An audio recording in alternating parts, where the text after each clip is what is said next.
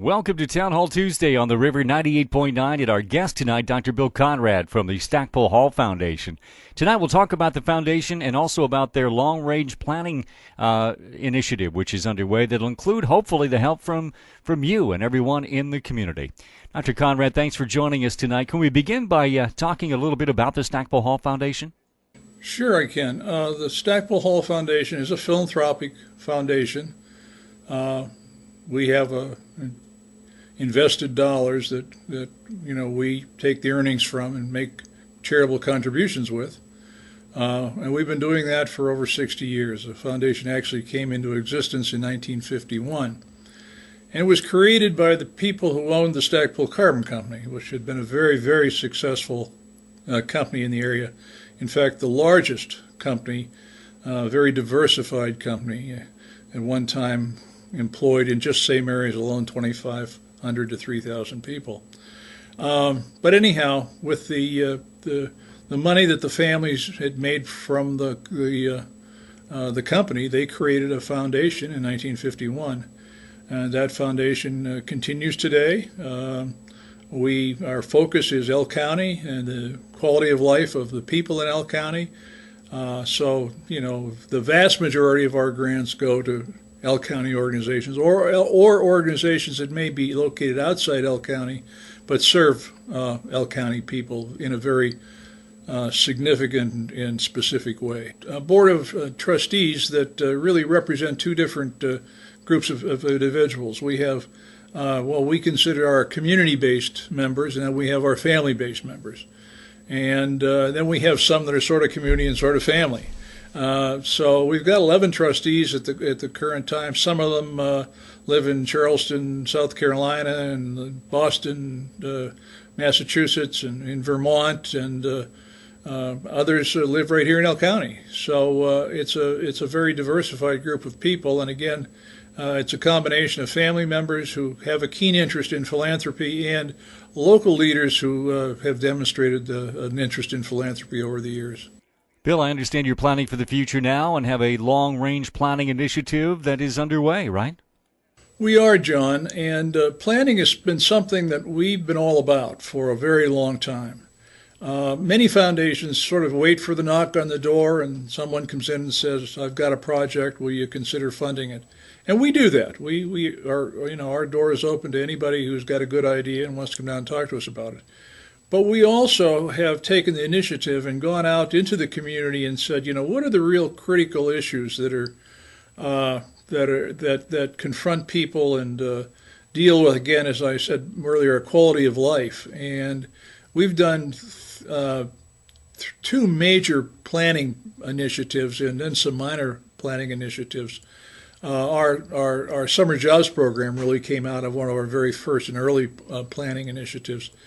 And then in the late 80s, we brought together about 45 community leaders, broken into 5 committees that consisted of health, education, community development, human services, and the arts, and asked them to really think about what were the needs of the community in those areas and come back and report to us. And we committed $1 million to that initiative.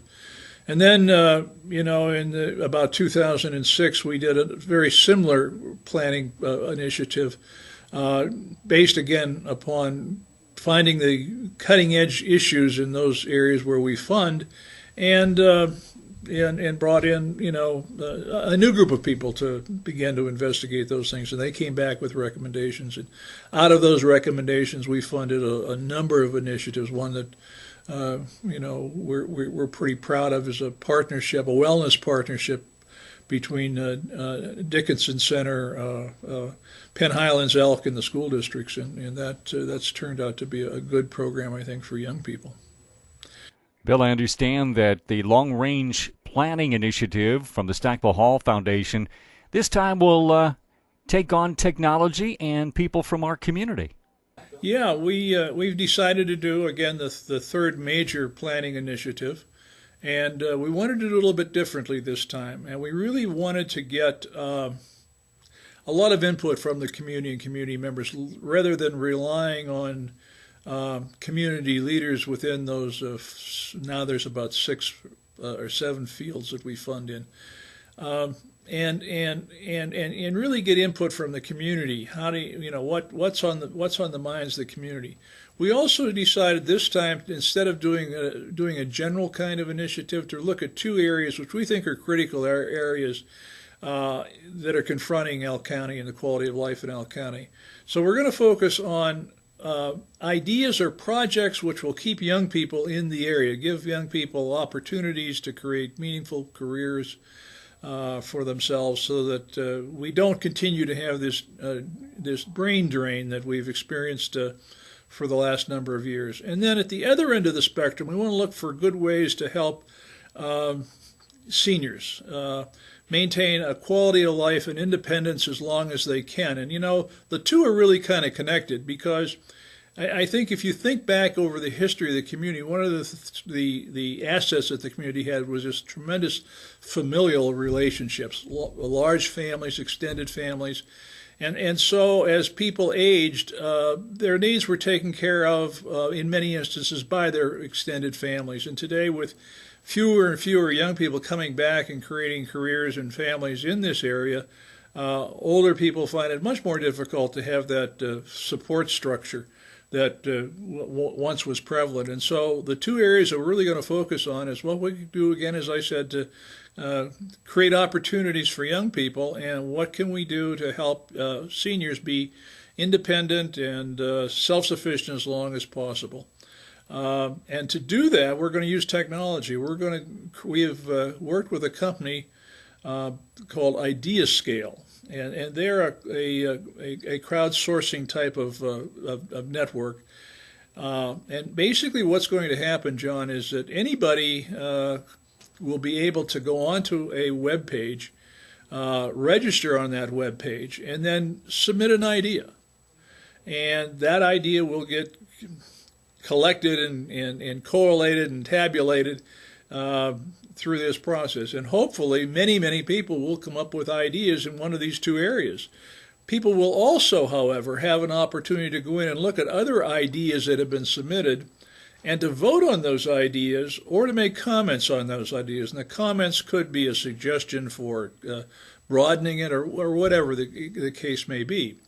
And so what we're hopeful for is at the end of the process, a lot of people will have weighed in, and they'll either have submitted an idea or they've voted on an idea. And of course, as they're voting, the good and strong ideas are going to kind of bubble to the surface. And then what we will do is we will take the results that from the IdeaScale process, and we'll turn it over to a couple of committees who they're going to take a look at. One committee will focus on youth, and the other committee will focus on the senior issues. And they will report back to the Board of Trustees of the Foundation in August, and we will use those recommendations in terms of setting our funding priorities and our funding agendas for the future. And we hope for the next year, 18 months, 2 years, we'll have a good sense of what maybe we can do to be a little bit more effective. We will also be willing to share all of this information and knowledge with anybody else who's interested in it, be it another foundation or a service club or whoever will be interested. We will be willing to share the information. So we're really looking at the information as very public information and not proprietary information.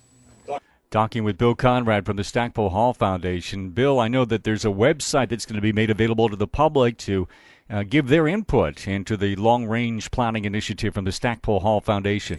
Exactly, John. Here's how it's going to work. We've got 3 committees right now who are working on outreach or public relations, and I guess I'm participating in one of those events today as I speak. But we've got a group of people who are going to be dealing primarily with media sources. We'll have a group of people who are dealing with the public sector and then with the private sector, and getting the story out, what we're doing, how you do it, when you should do it, how to register, how to log on, how to make or suggest ideas. That process, that outreach process, is starting right now, and it's going to continue through March.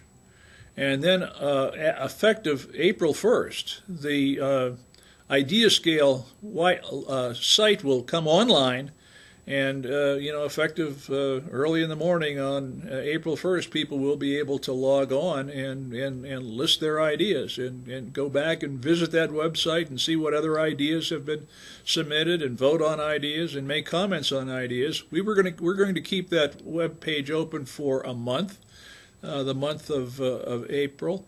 And we'll see what happens, what the results look like as of May 1st. If we had to extend it for a week or two, we can do that. But it's going to really depend upon what kind of response we get from the community. And we do hope that lots and lots of people who have thought about these issues and have thought, boy, this is what the area needs, or wouldn't it be nice if this could be done, record those ideas. Again, everybody is going to have to register, but the registration is not going to be very difficult. It's going to require the person to put an email address in, to choose a password, and to provide gender information and age range. And it's going to be kind of broad age ranges, and that's it. And then one will be able to go back throughout the month of April and not only see how their idea is faring, but what other new ideas are coming in. Bill, we hope that the community will get involved and help with their input. It's a new era, a new time for our region and for the Stackpole Hall Foundation, and the input into this initiative would be very well appreciated. And thank you for the work that you do. Well, John, I want to thank you very much for taking your time and helping us in this process. And being involved in the outreach committee that's focusing on media sources, and I appreciate it very much. We appreciate it, and you were right a moment ago when you said, this is going to really boil down to how many people participate, and really the more people that participate, the better and the stronger the program is going to be. So thanks a lot, John. Dr. Bill Conrad from the Stackpole Hall Foundation on the Long Range Planning Initiative from the Stackpole Hall Foundation.